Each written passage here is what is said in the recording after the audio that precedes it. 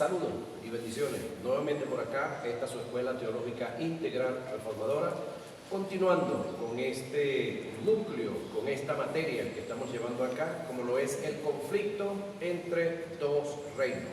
Hemos podido ver varias aristas de lo que tenemos acá, hermosa bendición en la cual hemos ido entendiendo y comprendiendo verdades que están plasmadas en las Escrituras, que algunos de nosotros desconocíamos, pero que hoy ya son una realidad en nuestras vidas.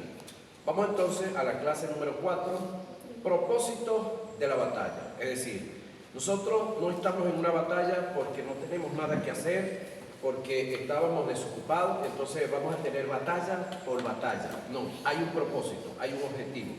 ¿Cuál es el verdadero objetivo de la batalla? A continuación lo vemos.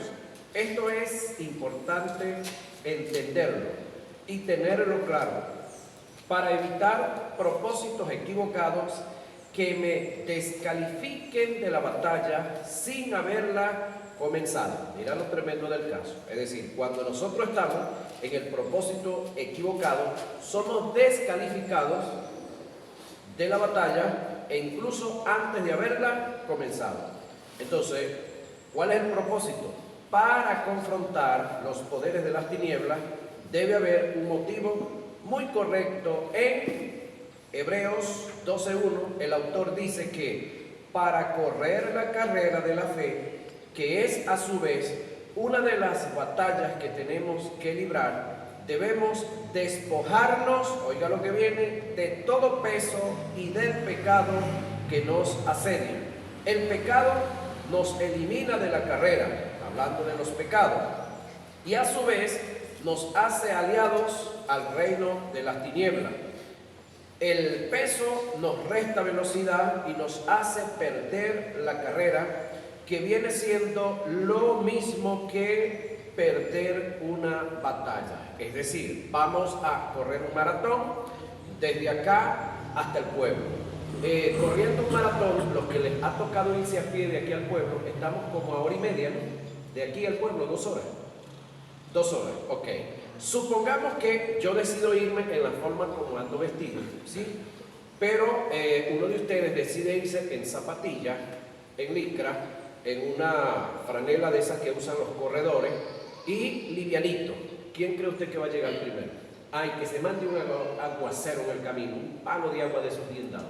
¿Quién cree usted que va a llegar primero? El que va vestido adecuadamente para la carrera. En mi caso, al caerme un aguacero encima, yo más o menos creo que como 3 kilos de agua voy a absorber por el tipo de ropa que cargo, ¿sí? Más las botas que cargo, ¿sí?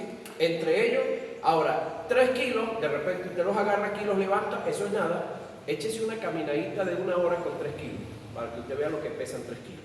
Entonces, ahí está el detalle, que hay cosas en nuestra vida, hermanos y hermanas queridas, que aparentemente no son un peso, pero que a la larga,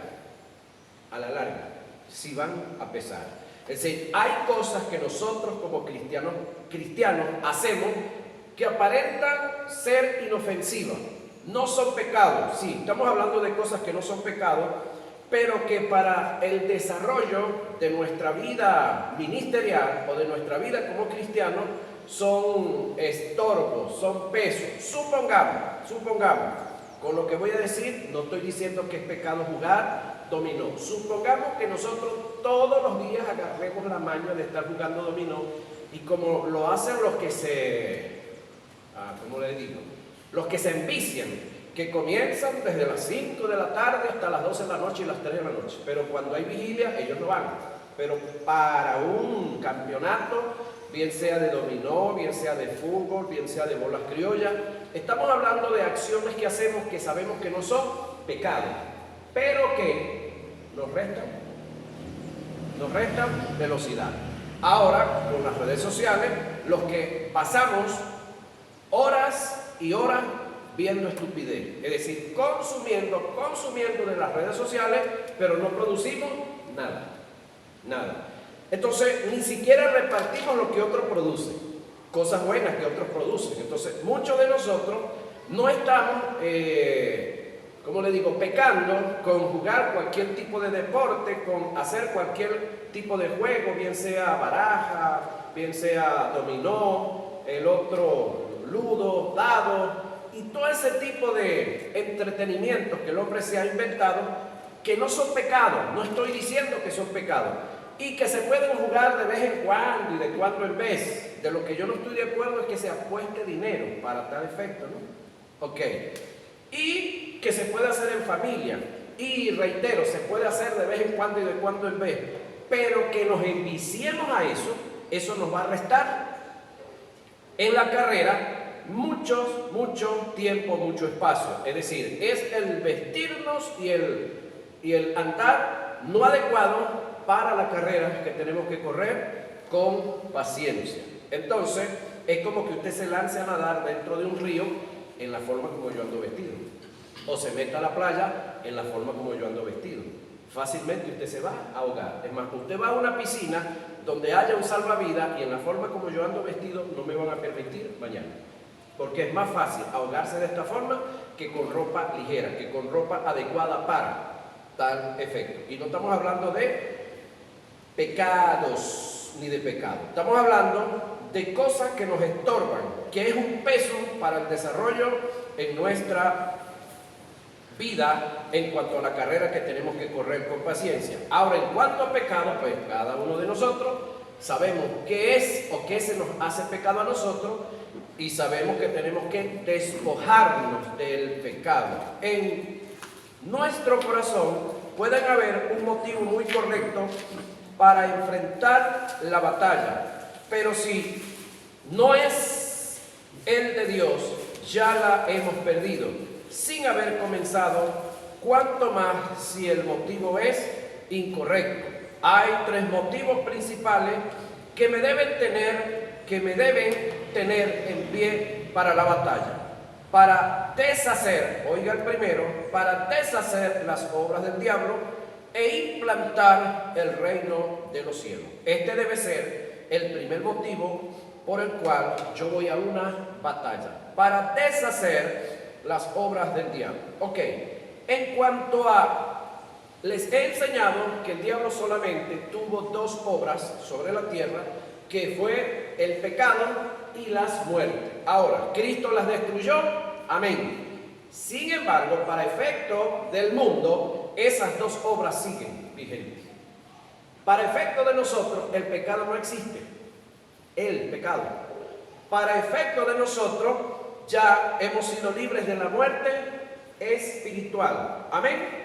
Pero hay un mundo allá afuera al cual, al igual como otro invirtió tiempo en nosotros para la predicación, para la enseñanza y para la vivencia del Evangelio, que nosotros también tenemos que ir a hacer. Entonces, cuando yo voy allá afuera, en la carrera del Evangelio, lo primero o el motivo principal que me debe tener en pie es para librar para deshacer las obras del diablo e implantar el reino de los cielos. Ahora, ¿en quién primeramente yo debo deshacer las obras del diablo? ¿Dónde? ¿En qué lugar primeramente debo deshacerlas? En mí. Segundo, ¿en qué lugar primeramente yo debo implantar el reino de los cielos? La palabra implantar tiene que ver con una expresión agrícola. Implantar es quitarlo plantado para luego poner una nueva planta. No estamos hablando de trasplantar, no estamos hablando de sembrar, estamos hablando de quitarlo plantado para luego plantar. Que hay un texto en la Biblia por allá que dice: recibid la palabra de Dios implantada, la cual puede salvar vuestras almas. Está en Santiago esa expresión. Ahora, ese trabajo es una obra que nosotros tenemos que hacerla en nosotros, y tenemos que hacerla también en los que nos rodean, en nuestra familia. Ese es el primer punto. El segundo, para rescatar o para el rescate de los valores espirituales del reino, la raza humana, en segundo lugar, y para defender nuestra posición y estar firme ante la victoria que Cristo nos ha dado. Es decir, son tres posiciones o tres acciones en las cuales debemos de movernos cada uno de nosotros.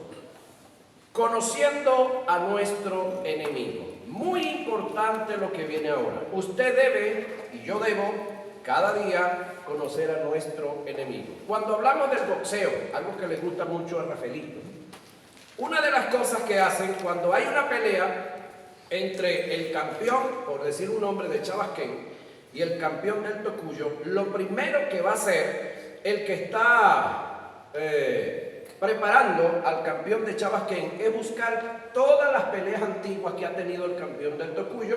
Esas están grabadas, esas están registradas, y se las va a poner para que él las vea.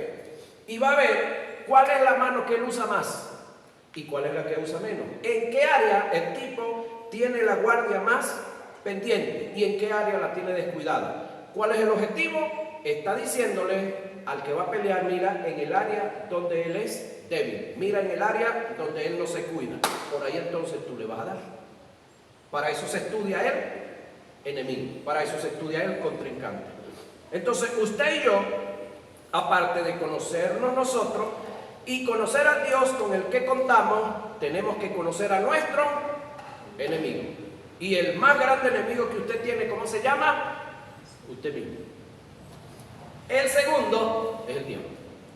Entonces, hay un dicho católico que donde espantan hay que pasar rezando, ¿no? ¿Se recuerdan ustedes de eso, no? Ok. Entonces, donde usted sabe que usted es débil, es el área donde usted tiene que cuidarse, es el área en la cual usted tiene que trabajarse, es en el área que usted tiene que ejercitarse. Y de esa manera usted se está autoprotegiendo. Y en el área que usted sabe que el diablo lo puede atacar, pues en esa área usted tiene que cuidarse. Le doy una. En mi caso, en el área, pudiéramos decir, sexual, yo no tengo problema, ni he tenido ni aspiro a tener problema con los hombres. Por eso el diablo sabe que por ese lado él nunca me va a tentar. Ahora, hay otras áreas en las cuales, pues como son secretos, los secretos no se revelan. ¿Sí? Secretos de Estado, es un delito revelarlo. Entonces ahí usted sabe en qué área se tiene que cuidar. Permiso. Ok. Y por supuesto, en una guerra no se revelan secretos. ¿Estamos claros ahí? Ok. Entonces, conociendo a nuestro enemigo, Pablo en 2 Corintios 2:11 dice que nosotros como soldados no debemos ignorar las maquinaciones del diablo. El término maquinación del griego es noema, que indica planes o propósitos bien calculados. Alguien dijo: pobre de aquel soldado que no conozca a su enemigo. El no conocer a Satanás y a los demonios se convierte en un arma que será usada en contra de nosotros mismos. El conocer a Satanás y a los demonios se crea un equilibrio, evitando así entrar en una exageración o en una paranoia psíquica que redunde en lo espiritual y de paso en algunos que es crónico, donde todo es demonio. El simple hecho de que le demos a Satanás un lugar que no le corresponde, que le atribuyamos propiedades que no son suyas, en las cuales además es inoperante, corríjame yo, el caer muchas veces en intimidación, temores, dudas, incertidumbres, por causa de él o de su presencia, es producto de no conocer en realidad quién es Satanás. Oiga esto, yo estoy claro que la mayoría de los que estamos aquí agarramos cualquier tipo de serpiente o fidio y lo lanzamos aquí, y todo mundo de los que estamos aquí van a estar asustados y temblando. ¿Por qué? Desconocen que ese animal solamente puede mover la mitad de su cuerpo para morder. Hay gente a esta altura de la vida que creen que las culebras pican. No, las culebras no pican. Las que pican son las avispas, las arañas tampoco pican, pican las hormigas y los caimanes. Ellos sí pican. Los caimanes pican en dos. Cuando agarran a la gente y los sacuden así. Ok. La culebra muerde solamente cuando usted se aproxima al sitio, al territorio donde ella está, porque ellas son territoriales. Entonces, ella está en un sitio y ella va a proteger su territorio. Entonces, no andan mordiendo por morder, solamente muerden cuando usted se encima mucho. Pero hay un tipo de serpientes que no son venenosas, pueden morder, pero no causan daño. Entonces, he ahí una historia de la vieja Petra, mi mamá, que en una ocasión se puso de acuerdo el mato ñemero, no sé si lo conocen por aquí, el mato huevero le dicen, o mato real también, y una culebra. Entonces el mato mordió a una persona y salió la culebra. Ahí mismo cayó el hombre, largo a largo muriéndose. Al rato hicieron lo contrario, es decir, el mato mordió a una persona, perdón, la culebra mordió a una persona y salió el mato. Y la gente tranquila como si nada, porque el asunto está en la impresión. Me mordió una serpiente, wow, eso por naturaleza, eso es muerte. No, hay serpiente que muerde y no tiene veneno. Lo mismo sucede con el mundo de las tinieblas, con los demonios, con el diablo. Vino el babalao más sonado, por decir algo, del estado Lara y compró la finca del lado de la suya. ¡Wow! Comienza la gente a asustarse. Y entonces comienzan a llegar carros de los amigos de él a hacer sus actividades, sus cultos, sus rituales, sus cuestiones ahí. Entonces todos los que están alrededor van a estar asustados y temblando. Eso sí usted no conoce quién es usted, que tiene y que puede en Cristo Jesús. Porque le garantizo algo y me imagino que usted ya lo sabe. Es que en una reunión donde está un hijo de Dios, por mucho que invoquen un espíritu del diablo, por mucho que invoquen cualquier espíritu maligno, no va a descender. ¿Por qué razón? Porque es más poderoso el que está en nosotros que el que está en ellos. Ahora, ¿qué culpa tenemos nosotros de haber escogido el más poderoso y ellos de escoger el más débil? Ese es su problema. Por lo tanto, ellos no deben de enojarse con nosotros cuando nosotros estamos en un sitio e invocamos a nuestro Dios y ellos invocan a sus criaturas y no les desciende. Entonces, he ahí la necesidad de usted conocer quién es su Dios, quién es usted por causa de su Dios, quién es el diablo, quiénes son los demonios y quiénes son los que le sirven a ellos. Para que usted viva quieta y reposadamente. Así como el león, que aunque no es el animal más grande de la selva, aunque no es el animal con más fuerza de la selva, es el rey de la selva. ¿Están aquí? Él es un ser a quien le gustan los extremos, al diablo. Que le den mucha importancia. Es bueno para él. El que lo ignoren le da cierta ventaja. El darle mucha importancia nos conduce hacia una paranoia espiritual. E ignorarlo es favorable para él. A continuación, vamos a desarrollar en detalle el tópico para ser efectivo en la batalla. Otro detalle es que en la Escritura están ciertas posiciones del mundo de las tinieblas y el diablo se ha inventado a través de los que le han servido otra cantidad de, pudiéramos decir, información falsa, que la gente le presta más atención a la información falsa que a las verdades que están registradas en la Biblia. Entonces hacemos del diablo un ser muy grande fuera de la Biblia, pero cuando vamos al libro de las verdades nos damos cuenta que no es lo que él o sus secuaces han inventado de él. Entonces hay la necesidad de conocerlo en las Escrituras y de no acatar tanto las leyendas externas de afuera que nos han vendido y que él mandó inventar para hacerse grande entre los hombres.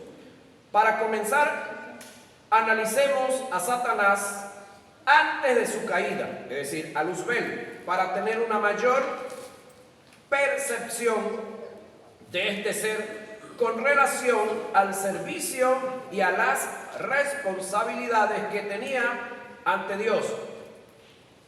Y así entender que no estamos tratando con cualquier ser. Entre sus cualidades tenemos que era protector, Ezequiel 28, 14 y 16, del hebreo sakak, que indica entretejer, tiene que ver y da la idea de abrazar para cubrir por encima, cercar, proteger, arrojar una cubierta, defender, ocultar y levantar. Eso es protector.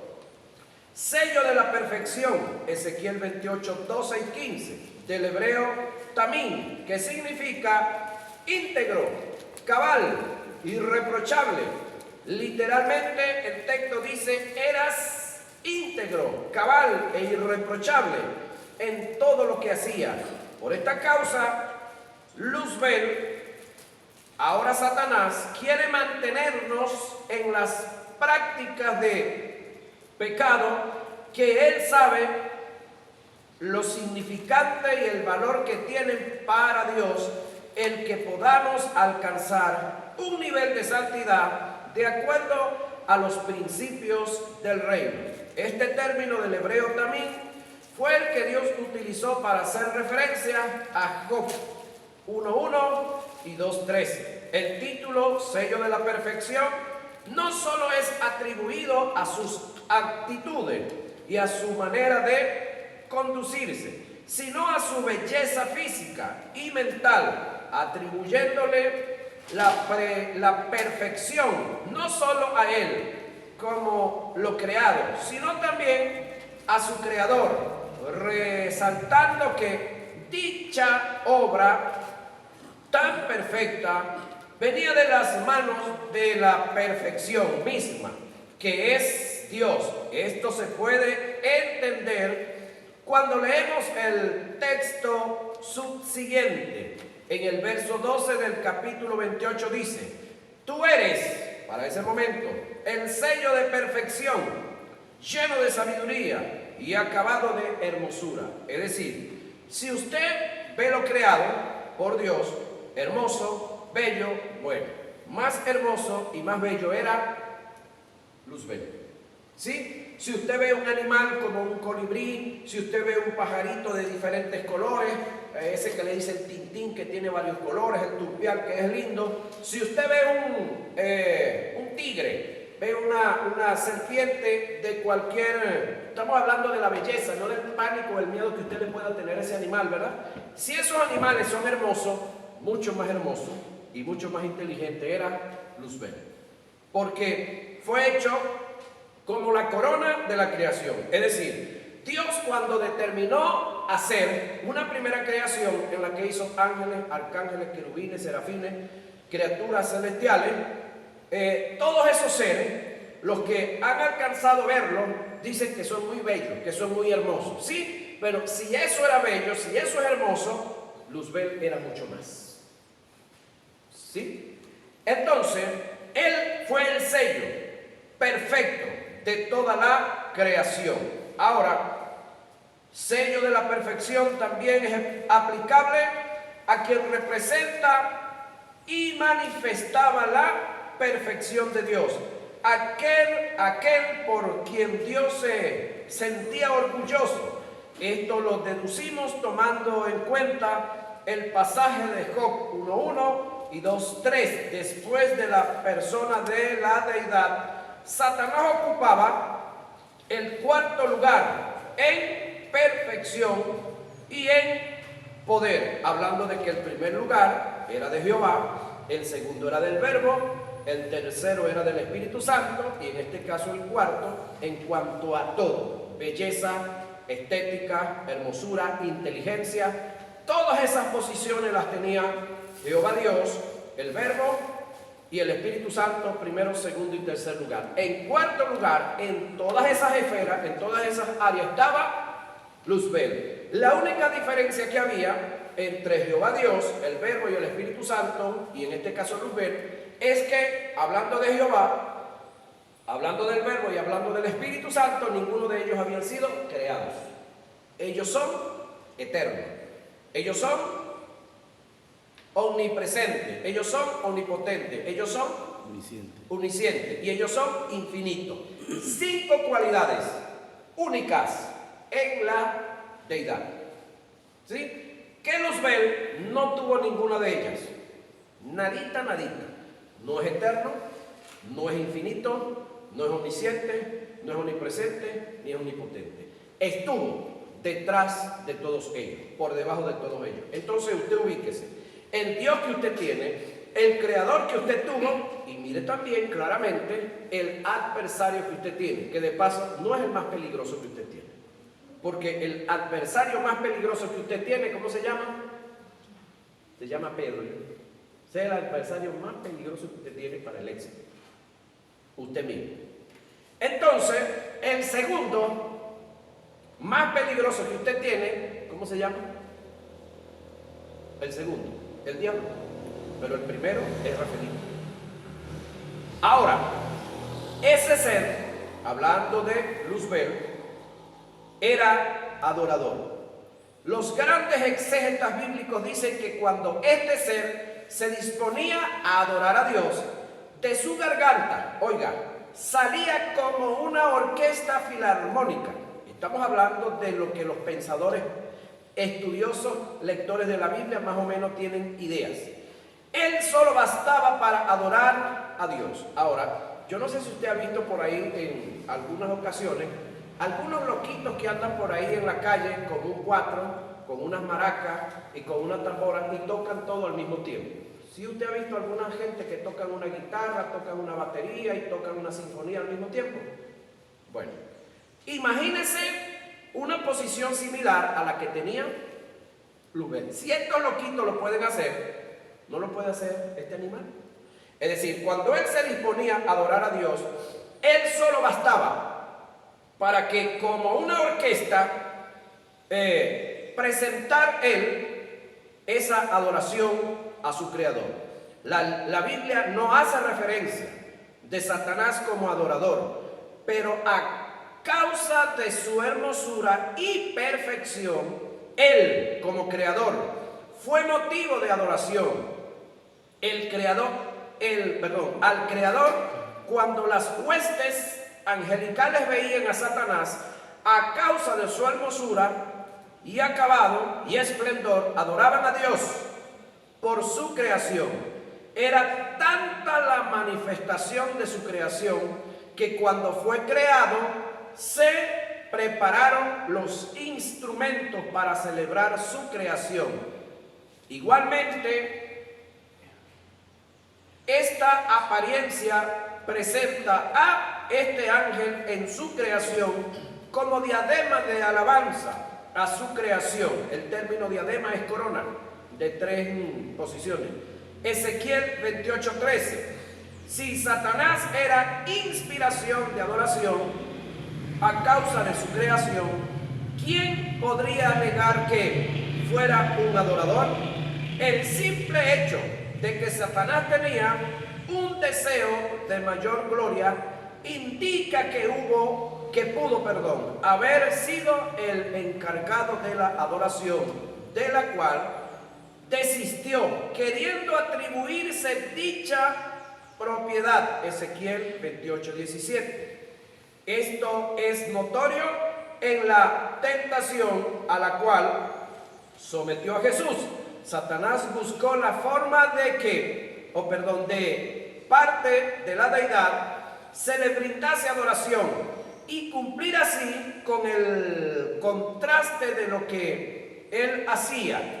Es decir, en la tentación se refleja el más íntimo deseo de que en el ser, de que en él se realice lo que él ejecutaba, y esto nos puede dar indicios de que Satanás sí era un adorador ante Dios. Portador de luz era otro de los nombres de este individuo. El término lucero de la mañana en griego es la palabra fósforo, que es un término compuesto que significa portador de luz, vulgarmente Lucifer, Isaías 14:12. Este término es una de las características que se le atribuyen a Cristo, según segunda de Pedro 1:19, como el que refleja y porta la Shekinah o gloria de Dios. Estas mismas características estaban en Satanás, o en este caso en Luzbel. Se dice que este ser se colocaba delante de la presencia de Dios y la gloria de Dios caía sobre él. Oiga lo que viene. Y él a su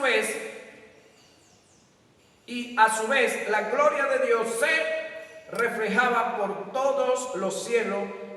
Satanás, o en este caso Luzbel, hacía las veces de un rubí cuando lo colocan detrás de una luz, y el rubí se encarga de reflejar la luz en diferentes ángulos y colores. Ahora, yo sé que los que estamos aquí hemos jugado con un espejo varias veces, ¿verdad? Y lo ponemos frente al sol y alumbramos a los demás echándoles broma, ¿verdad que sí? Ok, algo así parecido, pero en el caso de un rubí es una prenda que tiene varios tallados de por acá, por diferentes lados. Entonces, si usted le pega una luz y de acuerdo al tallado, él refleja luz para varios sitios. Otra de las cosas que usted debe tener claro es que para el momento que Luzbel fue creado, la luz efecto del día no existía. La luz efecto del sol tampoco existía. Todo era oscuridad. La única luz que había era Dios en el conjunto de la deidad. Entonces los ángeles y todo lo creado se movían por esa luz que era la luz de Dios. Luego, cuando Dios determina hacer una creación de seres físicos, entonces hace la luz para efecto de que los seres físicos la disfrutaran. ¿Estamos claros ahí? Ok. Entonces, el ornamental que Satanás tenía con piedras preciosas, Luzbel, sugiere una apariencia con todo el esplendor. Debemos observar que las piedras preciosas que se mencionan, tales como cornelina, topacio, jaspe, crisólito, berilo, onice, zafiro, carbunclo, esmeralda y oro, solo son nombradas, óigame, 3 veces en la Biblia, en diferentes usos, con diferentes características, y una de ellas la tenía Luzbel. Casi nada, compañero. En el pectoral del sumo sacerdote, no era de todos los sacerdotes, era del sumo sacerdote nada más, donde estaban estos tipos de piedras que reflejaban la gloria manifiesta de Dios.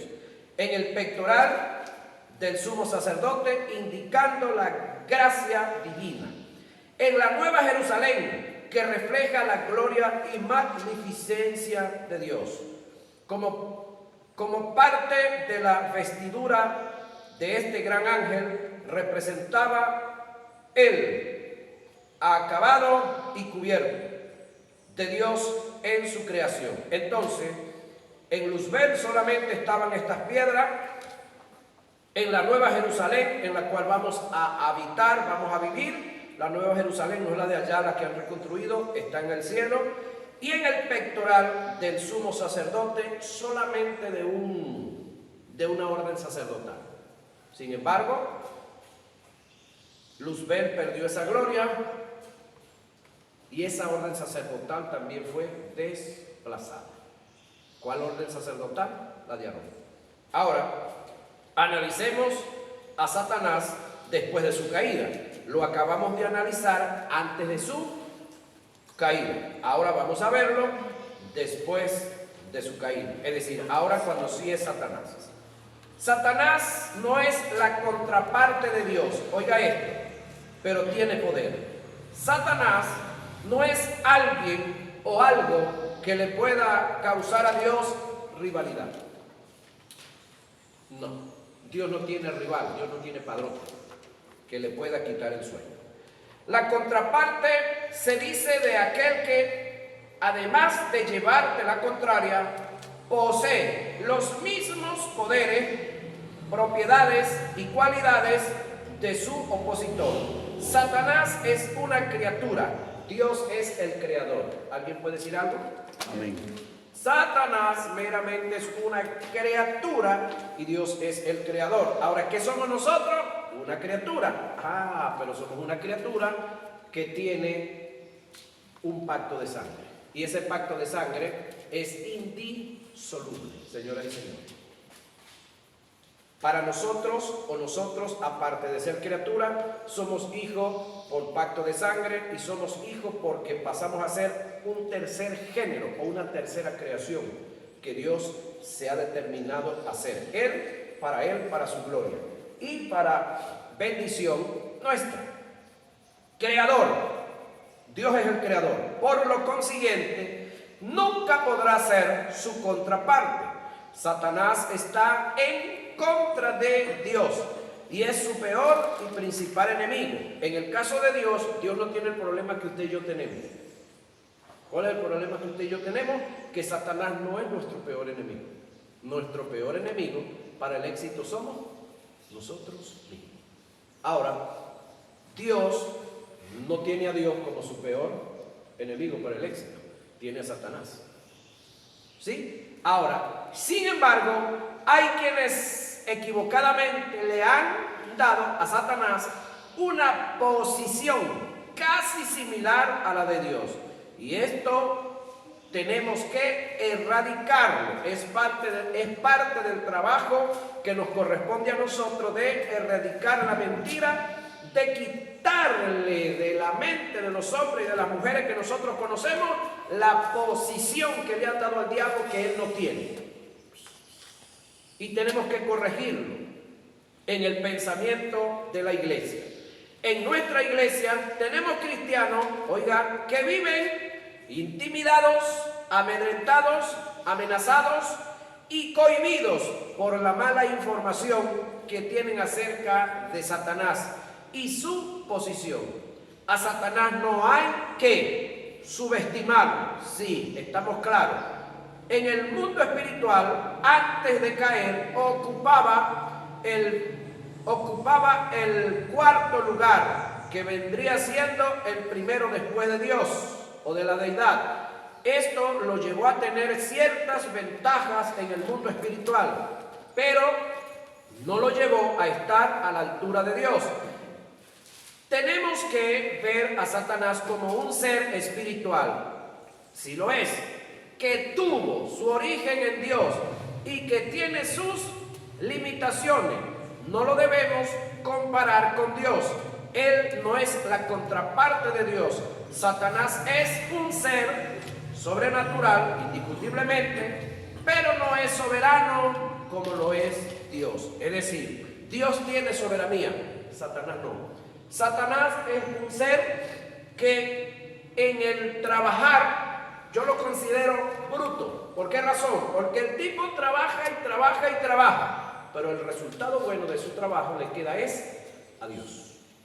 No es que el diablo trabaja para Dios, no. Es un error decir eso. Considero que es un error. Entonces, él trabaja y trabaja, pero el resultado bueno de su trabajo le queda a Dios. Yo puedo sacar la cuenta por mí mismo. Entonces, este animal este ser tuvo una posición, tiempo pasado, pero con todo y que tuvo esa posición, fue una criatura. Con todo y que tuvo ese privilegio, ahorita, a esta altura de la vida, no se puede meter en un hombre. ¿Sí?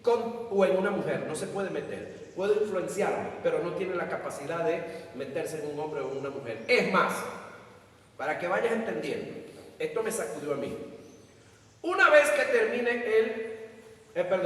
termine la gran tribulación, capítulo 7 y 8 de Apocalipsis, y se vaya a iniciar el milenio, ¿cuántos ángeles descienden del cielo y lo amarran? ¿Usted no lo ha leído? Yo sé que sí lo han leído, pero no le han parado. A mí me había pasado muchas veces. Yo había pasado por ahí 1, 2, 3, 4 veces. Hasta que un día yo voy leyendo y el texto dice que un ángel descendió del cielo con una cadena. Es decir, uno uno solo se bastó para atarlo por 1000 años. Entonces no es que es gran cosa.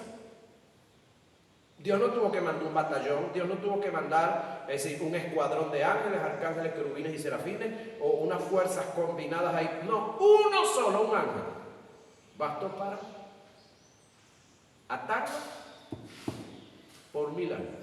Entonces no es que es gran cosa. En cuanto a Dios y en cuanto a nosotros, tampoco, siempre y cuando andemos haciendo lo que Dios nos llamó a hacer.